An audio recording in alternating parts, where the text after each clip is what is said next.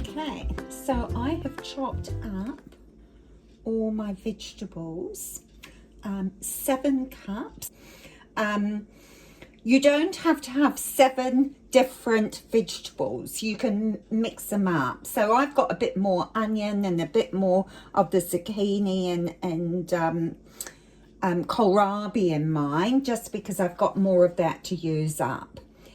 Okay, so we're just going to put it all in a big pot, cover it with water, and then we're going to just boil it up. Just boil until soft. Okay, just cover with water and put on the hob, simmer until the vegetables are nice and soft. Okay, the vegetables have simmered with the lid on and are now nice and ready to drain. Okay, so I'm going to drain the vegetables off, and I'm going to retain that beautiful liquid. Not sure what for yet, but I really don't want to waste it. Then we pop the vegetables back in the pan once they've been drained. We want to add vinegar until it's covered. So you can choose malt vinegar, white vinegar, apple cider vinegar. It really is up to you. But what we do is do it so that the vegetables are well covered with the vinegar. Can you see that? Just barely covered the vegetables. Then I'm going to add in 2 cups of sugar and a good tablespoon of salt. And then bring this back up to the boil. Here I've got 2 teaspoons of mustard, 2 teaspoons of curry powder, and a good tablespoon of turmeric.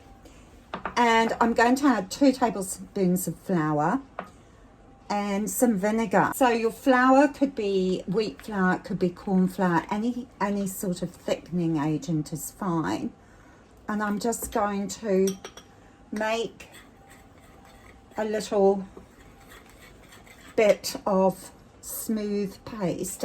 Then we're going to add it to our relish. And now I am going to add this and stir constantly while I add it. So just give it a really good stir, and I want it to do this so that I don't end up having lumps. There's nothing worse than having a big chunk of flour in relish. Right. Okay, so that will go back on the hob to heat some more until we just stir as it thickens. So it should take about 5 minutes. Occasionally you do need to add more thickening agents, more flour, but we'll see how this goes. And it isn't an estimate because we haven't measured the vinegar either. Meanwhile, get your hot sterile jars out of the oven, pour boiling water over your utensils, and once it's nice and thick like this, we can start to bottle up.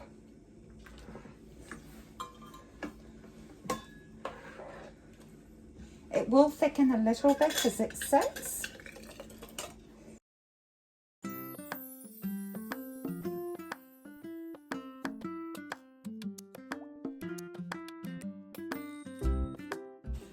Right, once filled, wipe your rims down. I just use boiling water, but you could use vinegar if you prefer. And put the lids on. Now, lid-wise, it doesn't matter if you have this press down button or not.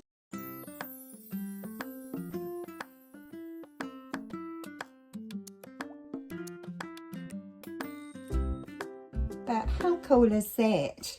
Just from any scraps you have in the fridge or the freezer, and makes for a delicious pickle, a nice mustard relish. This really is a beautiful sandwich relish. Look at that, just beautiful colours. Now, when you make it, you can cut your vegetables up as fine as you wish. I don't like it really big because this just spreads on sandwiches just so beautifully that thin.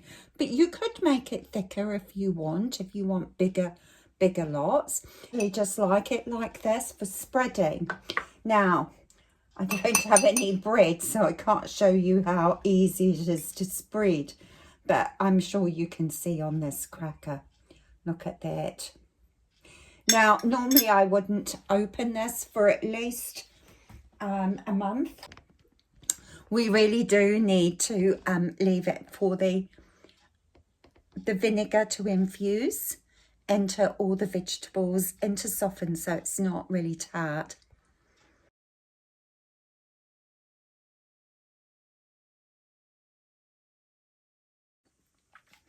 It is a little bit vinegary, but as I say, leave it for a good few weeks or a month, and it is just so tasty. So enjoy this recipe. Bye for now.